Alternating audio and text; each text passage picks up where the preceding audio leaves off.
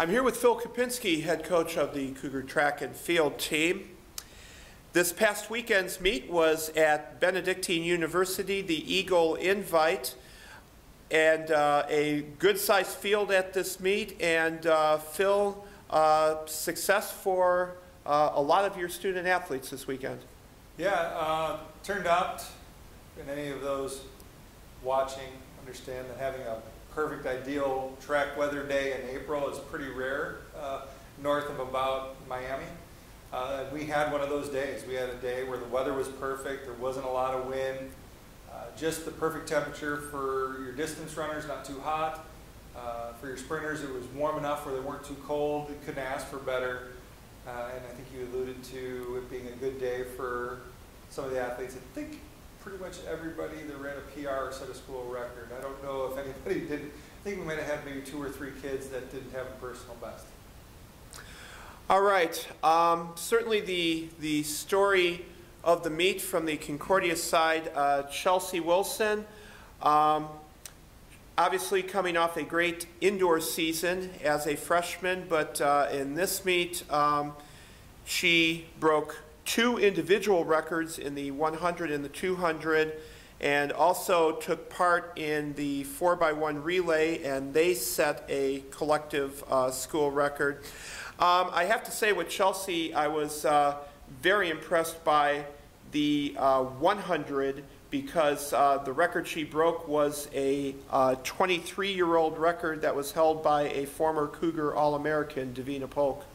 Yeah, it'll be nice to send Davina Polk her old marquee off the leaderboard and say thanks, we appreciate it. She still has 2 records, though, I believe, for us, the triple and the long. So Davina's not going anywhere anytime soon. We were lucky to have her back in the day. But Chelsea gets the lightning rod attention for the program.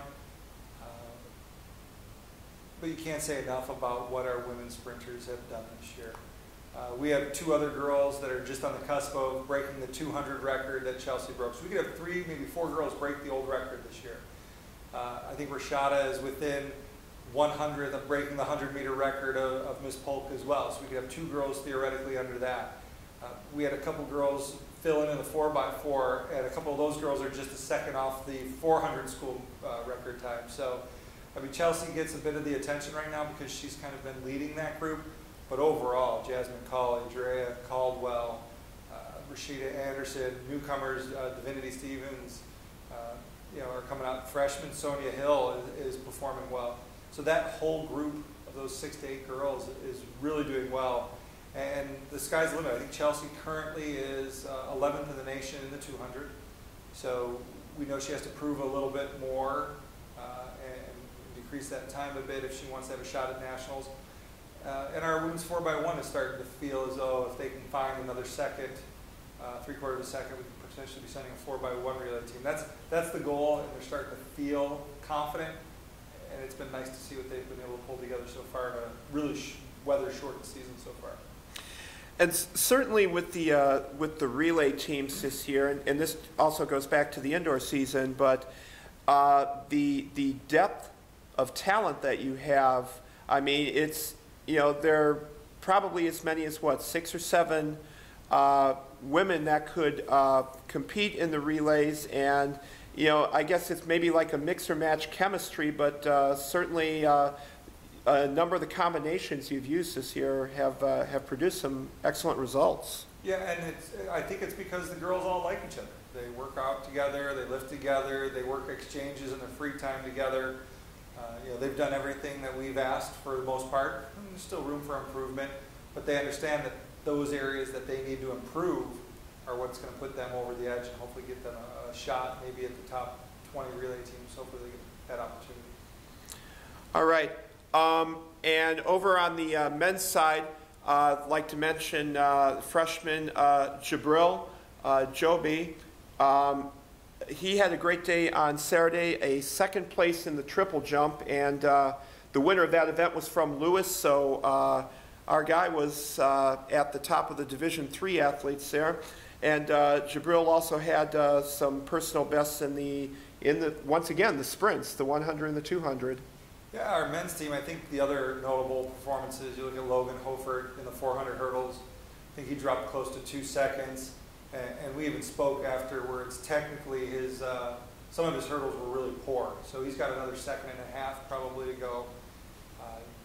Josh Schultz, he took 1.5 or 0.15 off his best hurdle time. I think he's currently sitting 2nd or 3rd in the conference. You start to look at how a lot of these guys are performing. You know, Josh Warren's another one. We didn't even anticipate him to have the success he had in the 400 this past weekend, but things are just rolling right now. You look at JJ, that wasn't his best jump of his collegiate career, but it was enough for 2nd, so he brought it when he needed to. Zach Slusher in the 1 and the 2, putting up some of the best sprint times we've had in the school in the last couple of years. So every time we turn around, there's somebody crawling out of the woodwork. Jensen Inouye, I like Joey Malmy, placed in the long jump. You know, we cleared 3 bars in pole vault for the first time. So right now, success is contagious. If you consider it a disease, our team's infected. But we're not looking for a cure. We'll keep rolling with it as long as we can, and hopefully this wave takes us through another 3 weeks. All right. Now, Phil, we'd like to spend a couple minutes today just talking about your next meet, and that's going to be this Saturday right here on campus, the annual Cougar Invite. And whenever we think about the Cougar Invite, you know, the idea is that it's just great, where all the fans that generally may not make it out to a lot of track meets, or they read the press releases each week and see the names and the stats and that. But it's good to be able to come out here, to be able to put names to the faces, and in general just see some of the chemistry and the excitement that this team has.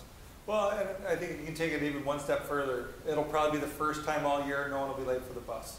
So it'll be neat to have everybody here and to have the athletes perform in front of friends for sure, hopefully family. Currently, you know, I haven't talked with Coach Risch yet, but it looks like weather might be good for Saturday. That's going to be a huge part. So we hope a lot of people come out. We know track meets are long, but if the student body can come and pop in, cheer for your friends for a little bit, study for a while, you know, come back a little while later. There'll be a lot of entertainment. I know women's softball is playing as well. So you can hit a little bit of both, support your Cougars this weekend. All right. Phil, I'd like to thank you for your time this afternoon, and certainly let me back Phil on his statement. We do hope to see a lot of fans out there on Saturday, and just get a sampling of what this team is all about and what they can do in their events. So, Phil, good luck with the Cougar Invite this Saturday. Thanks.